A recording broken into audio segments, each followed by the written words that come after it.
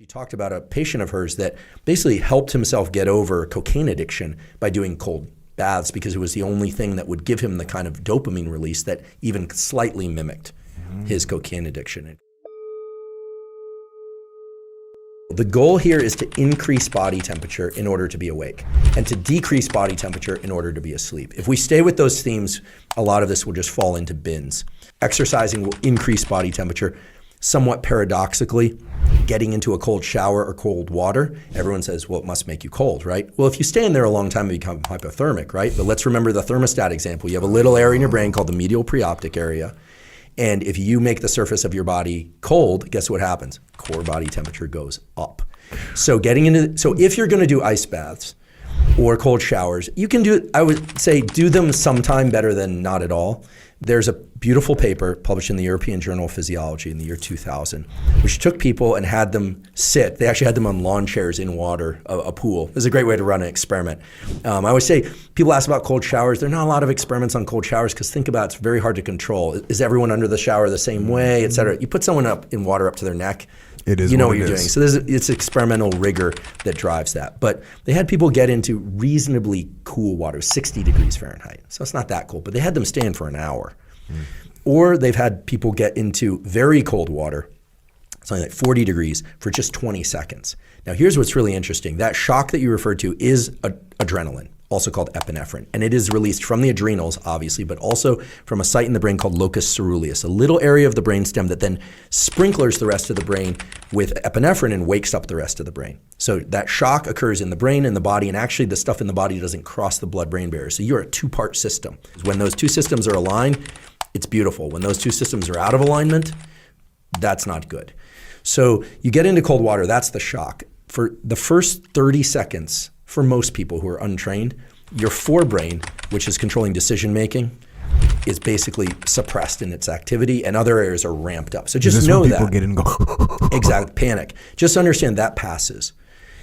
Then what happens is when you get out of the cold, whether or not it's a longer period at 60 degrees or a short period, I would hate to hear that people are only doing 20 seconds, but maybe a minute to 3 minutes at 45 degrees or something. There's a long arc release of dopamine and epinephrine. That's what was shown in this study. In humans, because people always go, well, it's just in mice. No, in humans. And that long arc of dopamine leads to a near doubling or more of dopamine and epinephrine. In my colleague Anna Lemke's book called Dopamine Nation, she works on addiction, runs our dual diagnosis addiction clinic at Stanford. She talked about a patient of hers that basically helped himself get over cocaine addiction by doing cold baths because it was the only thing that would give him the kind of dopamine release that even slightly mimicked his cocaine addiction and allowed himself to wean himself off with a healthier behavior. Now, I'm not saying it's the equivalent of a drug like cocaine, but I am saying that it's a better decision than a drug like cocaine, for obvious reasons. So that mood enhancing effect that you feel afterwards, it's real.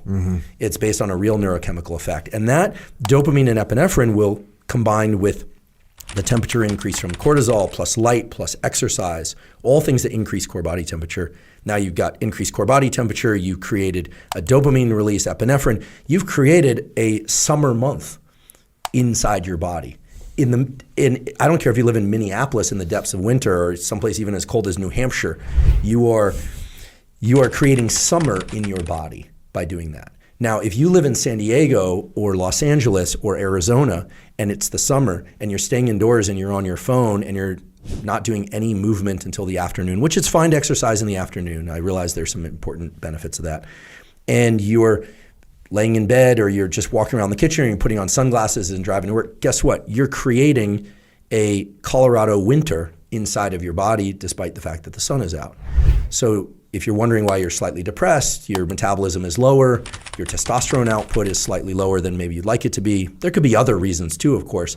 But again, we're talking about modulators. I'm not saying getting sun in your eyes in the morning is going to make your testosterone perfect.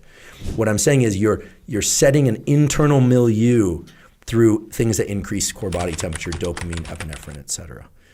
And that should be done relatively early in the day.